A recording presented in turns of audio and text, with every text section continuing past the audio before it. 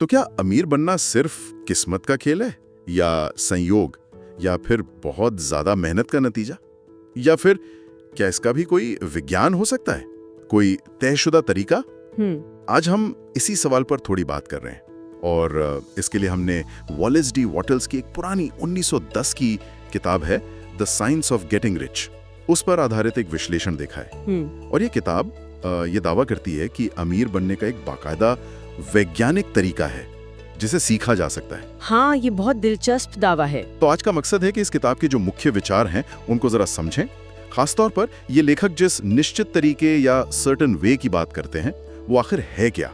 चलिए इसको थोड़ा खोलते हैं। और ये वाकई में दिलचस्प है क्योंकि वॉटल्स ना शुरू में ही अमीरी को लेकर जो हमारी आम धारणाएं हैं उनको चैलेंज करते हैं। वो कहते हैं कि अमीर बनना न तो सिर्फ भाग्य पर निर्भर है, न आपकी सामाजिक पृष्ठभूमि पर, न ही टैलेंट पर। अच्छा। उनके हिसाब से ये एक सटीक विज्ञान है, जैसे गणित या केमिस्ट्री, जिसे सीखा जा सकता है, इस्तेमाल किया जा सकता है। हाँ, ये बात मुझे बहुत आकर्षक लगी। उनका जो मूल सिद्धांत है वो यही है कि आप कुछ खास चीजें करके अमीर नहीं बनते, बल्कि आप चीजों को एक निश्चित तरीके से करके अमीर बनते हैं। बिल्कुल, वो निश्चित तरीका। हाँ, और इसी निश्चित तरीके पर पूरी किताब टिकी हुई है। बिल्कुल, और इस निश्चित तरीके की नींव में कुछ खास आइडियाज हैं। पहला और शायद सबसे फंडामेंटल है निराकार तत्व का कॉन्सेप्ट। Formless substance. निराकार तत्व, ये क्या है? मॉडल्स का मानना है कि ब्रह्मांड में एक मौलिक सोचने वाली ऊर्जा है जिससे सब कुछ बना है। ये एक तरह का कच्चा माल है समझिए, और हमारे विचार, हमारी सोच इस ऊर्जा को आकार दे सकती हैं, उसे हमारी इच्छाओं के हिसाब से ढाल सकती हैं। ये थोड़ा गहरा विचार है और उनकी पूरी फिलॉसफी इसी पर बेस्ड है। ओके, मतलब हमारे विचार रियलिटी को शेप कर सकते हैं उस तत्व के जरिए। हाँ, कुछ ऐसा ही। और इसी से जुड़ा है दूसरा महत्वपूर्ण पहलू, कृतज्ञता, ग्रैटिट्यूड। कृतज्ञता, आभार। हाँ, पर ये सिर्फ थैंक यू कहना नहीं है। लेखक मानते हैं कि लगातार आभार की भावना में रहना वो आपको यूनिवर्स की रचनात्मक शक्तियों के साथ अलाइन करता है। अच्छा। ये एक तरह की पॉजिटिव मानसिक वाइब्रेशन पैदा करता है जो अच्छी चीजों को आपकी तरफ खींचती है। ये सिर्फ अच्छा महसूस करने के लिए नहीं, बल्कि यूनिवर्स से कनेक्ट करने का एक तरीका है। मतलब एक मानसिक स्थिति जो अवसरों को आकर्षित करे। सही कहा। और कृतज्ञता के साथ साथ दो और चीजें जरूरी हैं। एक तो एक निश्चित तरीके से सोचना, और दूसरा एक निश्चित तरीके से काम करना। सोचने का मतलब है अपने लक्ष्य की, जैसे अमीरी की, एकदम साफ मानसिक तस्वीर बनाना। सिर्फ इच्छा नहीं, बल्कि उसे हकीकत की तरह देखना, उस पर पूरा विश्वास करना। लेकिन यहीं पे एक अहम बात आती है।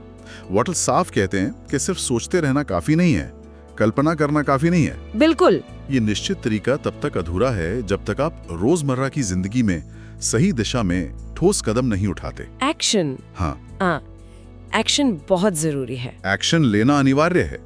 जैसे अगर किसी को बेहतर नौकरी चाहिए तो उसे सिर्फ कल्पना नहीं करनी, उसे अपनी स्किल सुधारनी होगी, अप्लाई करना होगा, नेटवर्क बनाना होगा। सही। और वो भी पूरी क्षमता से।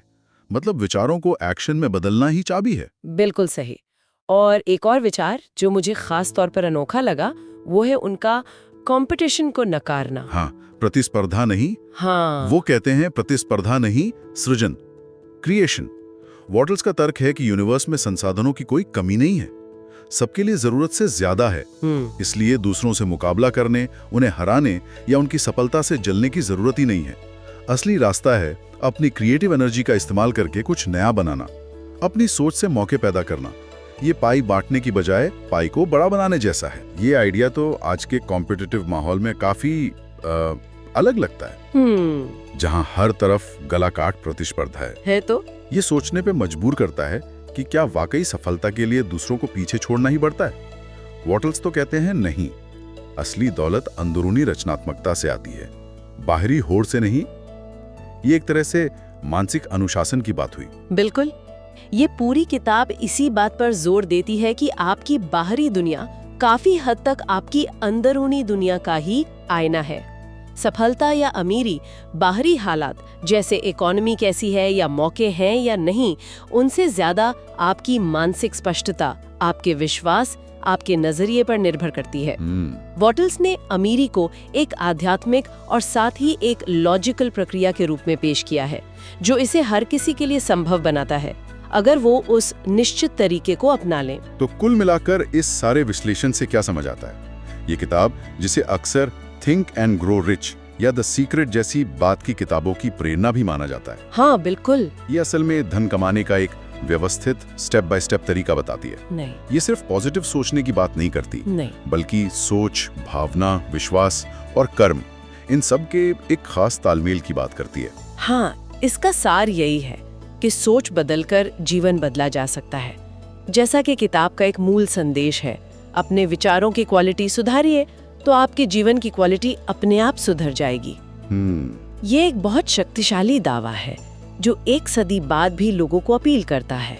और जाते जाते श्रोताओं के लिए एक सवाल छोड़ जाते हैं। जरूर। क्या वॉडल्स का बताया ये निश्चित तरीका, जिसमें सोच, कृतज्ञता, विश्वास और कर्म का मेल है, क्या ये सिर्फ पैसा कमाना तक ही सीमित है, या फिर जीवन के दूसरे लक्ष्य जैसे बेहतर सेहत पाना या अच्छे रिश्ते बनाना या कोई स्किल सीखना, क्या इन सब पर भी ये सिद्धांत उतनी ही सटीकता से लागू हो सकता है?